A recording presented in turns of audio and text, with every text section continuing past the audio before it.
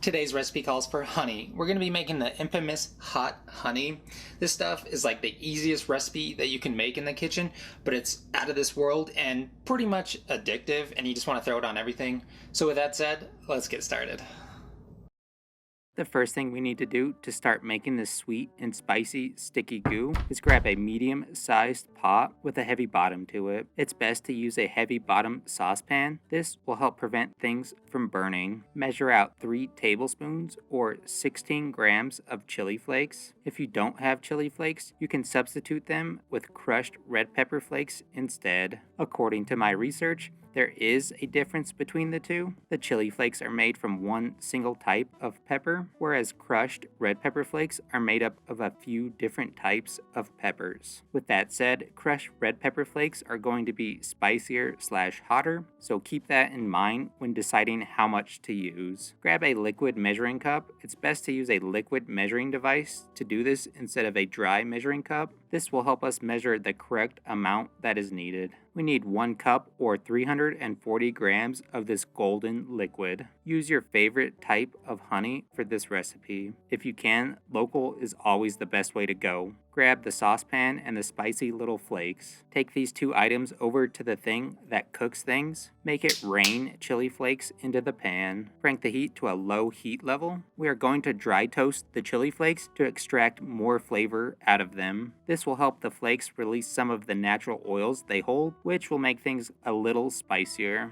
It'll also give us a nice and light toasted flavor profile as well. Toast the spices for around 5 minutes or until it becomes very aromatic and smell. Keep a close eye on the saucepan. Things can and will burn very easily. Occasionally, give the goods a mix to achieve an even toast on all the flakes. When the goods have a strong smell of toasted spices and the air becomes spicy to breathe, it's a good indication that things are done. Major pro tip here, when you want to check the smell level of the chili flakes, waft the air towards your nose. Do not stick your face directly over or into the pot. The smell will be super strong and overpowering. It won't be a good time if you do this. We just want to have fun, like the Cyndi Lauper song says. Now that you've basically made your own homemade mace, turn the heat down as low as you possibly can. Following the turn down, add the sticky stuff to the pot. Ensure you scrape the measuring cup really well with a rubber spat. We want to get all of that expensive ingredient out.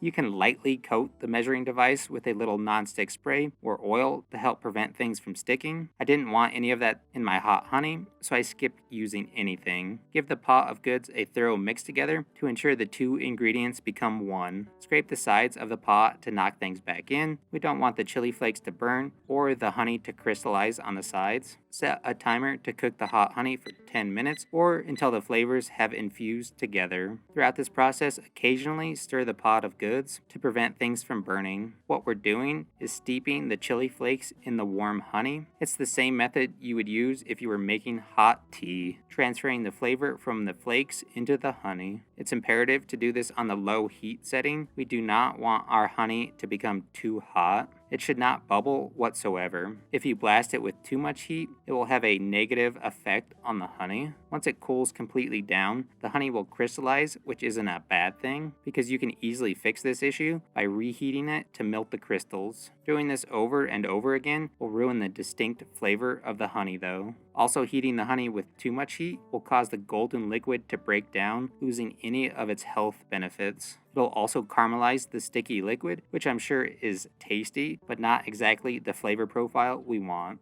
It's an expensive and delicate ingredient that should be handled with care. I found using a rubber spatula was the best tool for the job. It does everything I need it to do while also being easy to clean off. You'll notice the honey has become a thin viscosity. When it cools, it'll turn back to its natural thickness. Now that the buzzer has rang, pull the saucepan off the heat source. We'll allow the chili flakes to continue to steep in the sticky goo for an additional 15 to 20 minutes. During this time, it'll also allow things to cool down. Occasionally, give the goods a stir to help release heat that is trapped. After your 15-minute break is up, it's time to get back to work. It's important to check the temperature of the honey before you taste it. You don't want to burn your tongue off. Put a really small amount on a spoon or on a toothpick and barely touch it with the tip of your finger to check the temperature. Once it's safe to try, give it a quick taste test.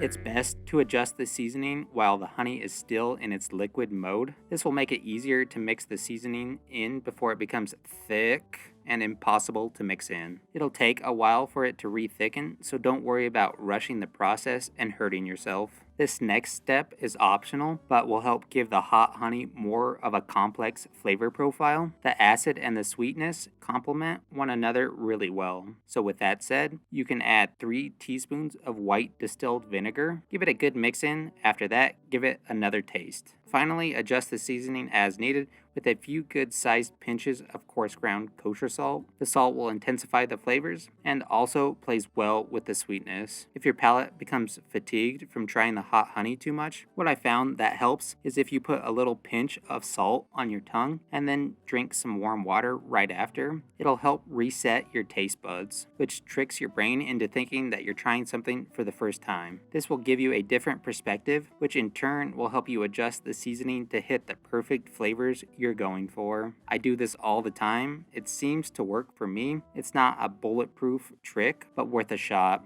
We're all built different, so it may not work for you. That's enough talking. Let's put this stuff away. Grab yourself a glass jar with a lid or any type of holding apparatus that has a lid to it. Also, grab a fine mesh strainer. If you're looking to strain out the fiery little spices, place the catcher over the container. Pour the honey into the strainer. You may have to do this in a few batches so things do not overflow. Leave the strainer for a while to allow all the honey to drip off. I went ahead and left the chili flakes in the honey because I like the way it looks. This will also make it spicier when I eat it because I'll be eating the actual chili flakes with the hot honey. If you go this route, the flakes will settle on top of the honey, so give it a good mix before you use it. With that said, you can use this tasty stuff for pretty much whatever you want. Put this on some pizza, eat it with some chicken nuggies, or with some salmon, or make a huge batch and give it away as a gift. Whatever you decide to do, just enjoy. Alright, now that our hot honey is done, let's give it the old tasteroo. So looking at it, came out super tasty looking. Honey on its own, of course, is really golden, but with those chili flakes in there, I think it made it more of a reddish hue and a little bit more golden in color. It looks super tasty. It might have been kind of beneficial to strain it, but I wanted it to get a little bit more spiciness by leaving those flakes in. So just give it a really good mix before you taste it or put it on anything. So let's give it a shot. Giving it the old mix. Put a little bit on a different spoon and try it. This stuff came out super bomb. Of course, it's really sweet and spicy.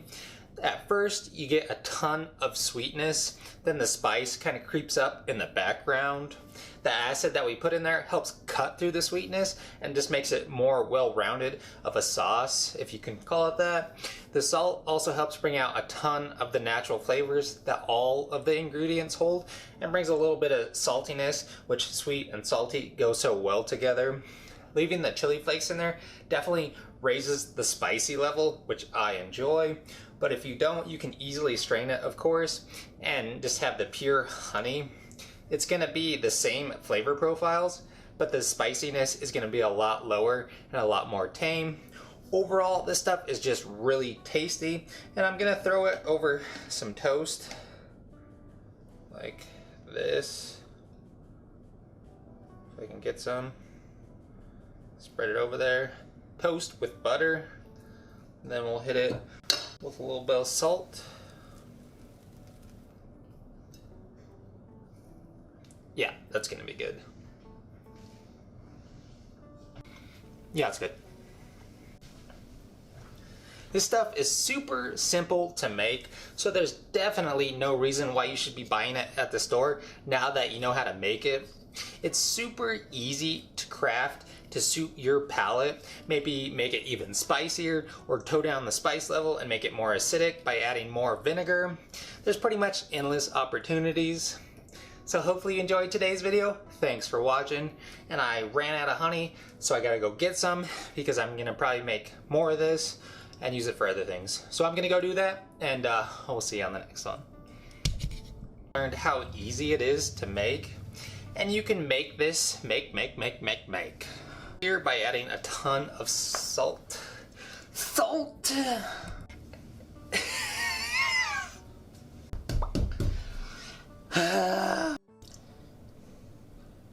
That makes it a today, Junior.